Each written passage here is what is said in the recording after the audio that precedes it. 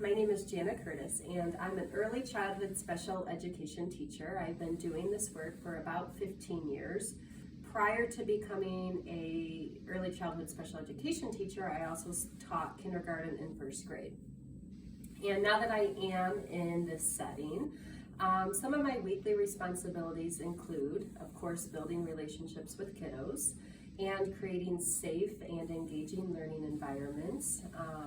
Lots of times those weekly activities involve creating newsletters and projects based off of our monthly themes, and creating an environment that supports our kiddos' ability to increase their social relationships and also create activities that support their ability to communicate, whether that's advocating for themselves or even requesting. Many of the kiddos that we serve are nonverbal, and so they have lots of needs in regards to supporting them with communication. Some of the monthly duties include, we do have monthly staff meetings at a large organizational level. We also have team meetings, and during this time, we're really evaluating what it is that we're focusing on as a organization and how do we tailor that work to bring it back into the classroom. These types of responsibilities happen whenever it's required, but IEP writing, lesson planning, there's a whole paperwork side of this job that is almost just as much time consuming as the face-to-face time with kiddos. And so those are some of the responsibilities that we have in this role. What does your general work environment look like? So in my classroom, I am known as the small group room.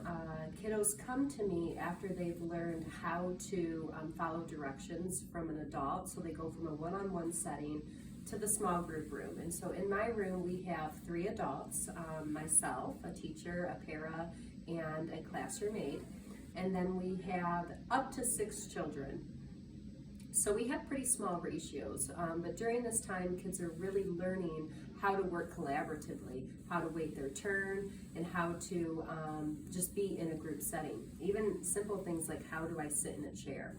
Those are some of the types of skills that we are building so that they can move to the pre-K room, and that room has a smaller adult to student ratio and a larger amount of kiddos. So my goal is to prepare them, like, how do I go to school? How do you communicate regularly with the families? So parent communication is actually extremely important, especially during the early childhood years. We are the face of education. Many of our parents, they might not have necessarily had a positive interaction with school settings in their childhood, so we really are the face. And we're setting the stage for the rest of that child's career.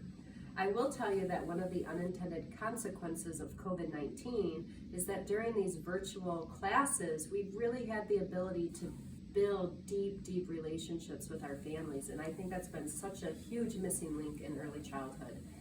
And it's almost sad to go back to the traditional way without incorporating some of those relationship building pieces with families. With that being said, I use an app called Class Dojo, which has been extremely effective. And I'm a people person, so I like to talk to my parents quite regularly. One of the things that I do put boundaries on is that when I have students in my room, that is not a time that I engage with parents. They know that they can reach me before or after school. And if they have to tell me something real quick when kids are here, that's fine, but I do build in boundaries that that's not time where we have discussion. What is one thing you would have liked to know prior to your first professional role? So I think, in all of my classes for gen ed, special ed, it just did not prepare me for the adversity that our children would be bringing to the table. We just have so many students who are carrying pain-based behaviors and so many families who are functioning out of survival mode. And because of that, it's altering our ability to be effectively focused on academics. So much of our work is focused on that social emotional piece. and how do we build capacity within our families and within our students to be able to maintain regulations so that they can access the curriculum. Are you involved with any organizations? So I am a trainer for My Registry, which is a professional development website for early childhood professionals. Not only do educators belong to that, but daycare providers, even people who are doing foster care. And so through that website, I provide various types of trainings that people can sign up for. So that is the organization that I'm most involved with. What are your annual PD requirements? So I have a professional certificate and I have my master's degree. So because of that, it puts me in a category where I just need continuing ed. I believe it's 150 hours every 5 years. And so next year I actually renew my certificate, and I think I have like 23 more hours left in order to make that happen. What advice do you have for future educators? You know, I think the best advice is to learn early some really good quality self-care skills. And in addition to that, begin to develop reflective practices.